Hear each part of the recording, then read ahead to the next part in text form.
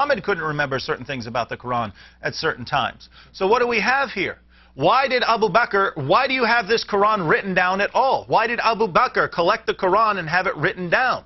Because he realized that if it depends on people, there are going to be all these errors. And the reason that you ultimately had so many differences in the Quran by the time of Uthman was that it was a process that depends on human memory.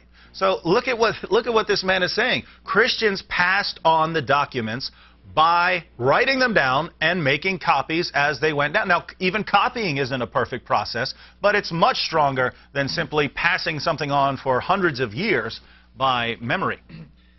I don't want to overwhelm him with information, but if memorization... hold on. There's another thing. I'm going to have him read Abdullah Yusuf Ali. If memorization guaranteed the preservation of the Quran, then we have a problem, because here, Joseph, can you show them on the screen that what you're holding in your hand right there? Because I want them to see this. Because he goes, this Quran in our possession is proof. See, this is proof it's preserved. That's Abdullah Yusuf Ali, translation of the Quran with commentary. And the Arabic as well. Can you go to chapter 33, verse 6, read what he says, and then read his footnote that says that according to the various qirat, the various Qurans of various memorizers, there's an additional passage that they included that's missing from the Quran today. 33:6, how does it read in your Quran? 33:6, the Prophet is closer to the believers than their own selves, and his wives are their mothers. Blood relations among each other have closer personal ties in the decree of Allah than the brotherhood of believers and muhajirs. Nevertheless, do ye what is just to your closest friends. Okay, notice in there it says, and his wives are their mothers, right? Yes. If you go to his footnote, yes, 3674, okay, he admits that in the qirats, meaning the various Qurans, written down by the various memorizers, such as Ubay bin Ka'b. Who is Ubay bin Ka'b? One of the top 4 Muslim reciters that Muhammad said learn the Quran from. Do you remember what David said earlier? According to his Quran and the Quran written down by the memories of others, there was an additional clause that's missing from the Quran today. Can you read what that additional clause is? The additional clause, it says, in some qira'ahs like that of Ubay ibn Ka'b occur also the words and quotation, and he is a father of them. Where is it? It's not in your Quran. No. He said the Quran we have today. Yeah. See, forget the hadith that David is going to show where there are missing chapters. He says, see, the Quran right now that you have is proof the Quran is preserved. I just looked at the Quran that you have, and it's actually proof it's not preserved perfectly, because there is a sentence memorized by companions of Muhammad, which they included in their Qurans, which were destroyed, that's missing today. Right. So actually these Qurans are proof against you. Your Quran is corrupted. Are you still there? Yeah, I'm still with you guys. Okay, address that, please. Yeah. Well, first of all, you've talked about, the Khalifa Abu Bakr, the memorization of the Quran and the people that were killed in the battle. Well, that was an issue first, because Omar ibn Khattab talked to him and told him, that the people that memorized the Quran are decreased, and because of that battle, they died a lot. So you have to write down the Quran. He said, how could you want me to do something that the Prophet of Allah did not do? I'm going to be the first to do. And he's been talking to him and talking to him till Allah opened up his heart to the situation, and he said, you know what, I agree, you're right, we should do it. That's the first thing. The Quran, according to the time of the Prophet ﷺ, the Quran was written in the leaves and all the bones of the animals and all that. So at that time, it was in there.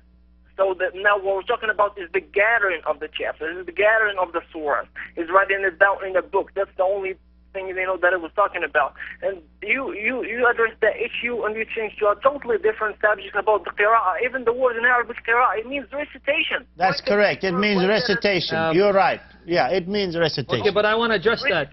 Okay, hold on, so my friend. Okay, my friend, can I address that? Before the Quran is a book, it's a recitation. You just acknowledged that. You just mentioned that the hadith said that Muhammad himself in his lifetime did not collect the Quran in one volume.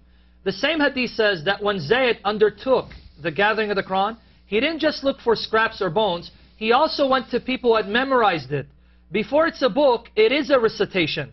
When it says Ubay bin Ka'b in his qira'ah, his recitation had this verse, that means that's what he memorized. You were trying to tell us earlier, because they memorized the Quran, it guaranteed its preservation.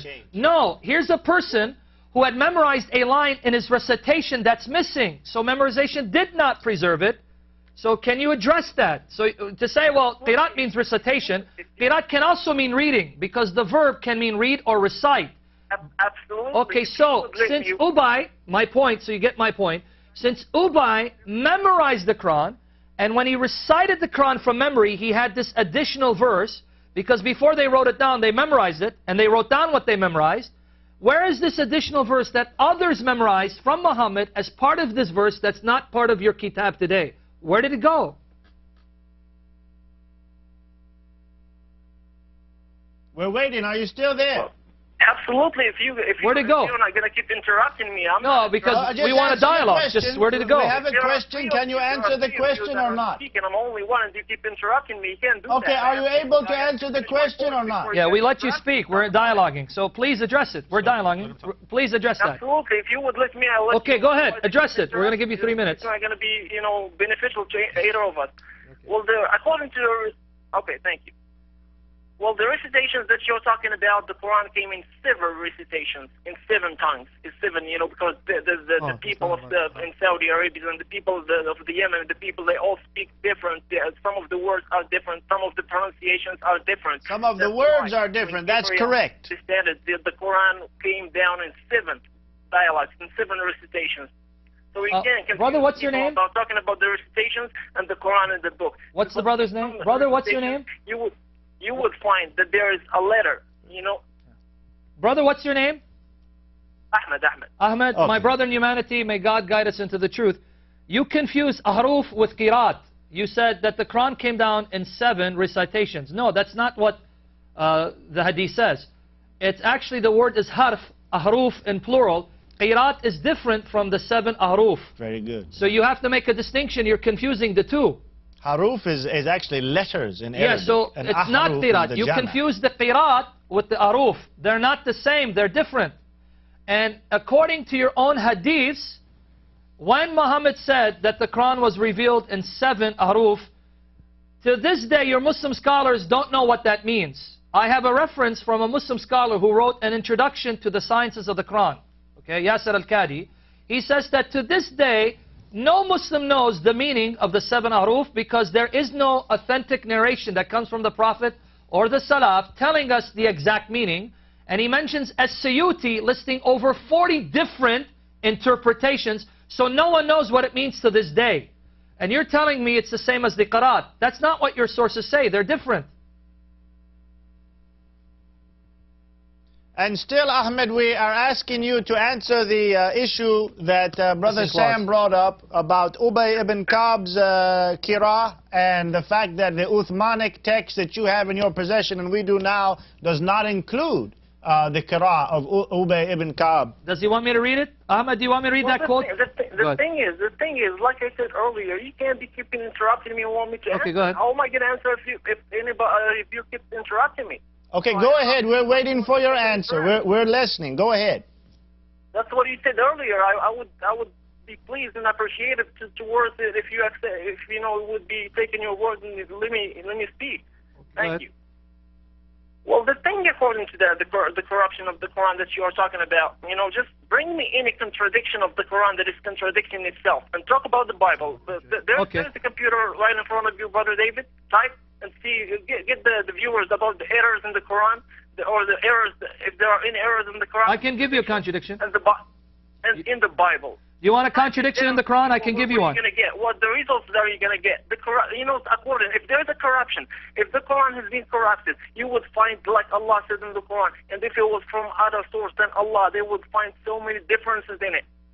Ahmed, you're running from the question. Please answer the question that Sam asked. Pastor Joseph, he's confusing so many issues. He assumed he's running from your question. But not only that, he just confused contradiction with variant readings. Yeah. We're talking about missing verses and chapters of the Quran. That's not the same thing as a contradiction. He just confused two issues, like he did with the Qiraat and the Haruf. Absolutely. I can show him contradictions in the Quran, but is that relevant to the topic? No, we asked a question. Ahmed has refused to answer. Ahmed, we have a lot of callers. We'll give you one more opportunity. Can you answer the question that Sam asked you about this missing verse in the Quran? Please give us a satisfactory answer or we'll have to move on. I have a question for you, all of you. Who wrote the Old Testament?